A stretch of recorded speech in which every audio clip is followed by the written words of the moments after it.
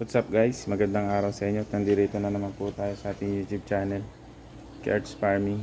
Yan, bali kahapon ay hindi ko natapos tong pagpipintura nito guys kasi sobrang init. Yan o. So ang inuna ko yung flooring muna para in case umulan ay hindi tayo mabilisan lang kasi medyo maamoy itong ating pintura. Hindi ko lang alam kung kukulangin pa gawa ng ito pa, padiretso pa to. Yan. Bali ang gagawin ko ngayon, meron pa tayo isang pintura. Ayan. Ito. Waterproofing to guys. At sa second coat ko na lang yung iba. Kasi ang importante lang yung flooring yung mga gilid na yun, wag lang tumagas.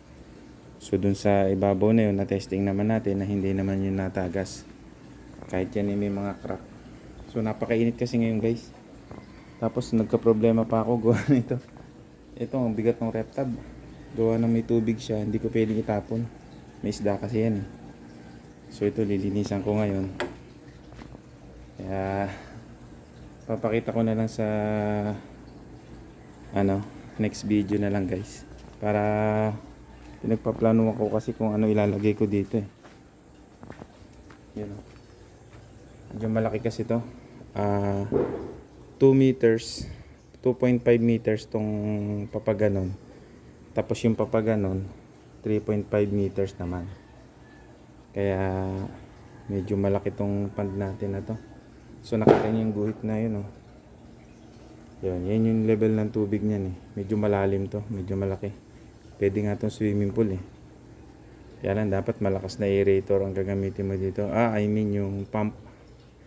Para ma-cycle talaga. So ngayon pinagpaplanuhan ko pa nga ito. Kung palalagyan ko pa dito ng filtration system. Kaso babasagin uli ito. Kamali kasi ako dito guys kasi mabilisan na nung ginawa namin to. Kaya ang nalagay lang yung mga drain outlet lang. Yung tatlong yan papalabas ng tubig.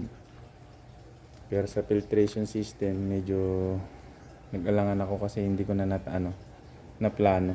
Pero pwede pa rin naman kagaya nung sa kabila na yun.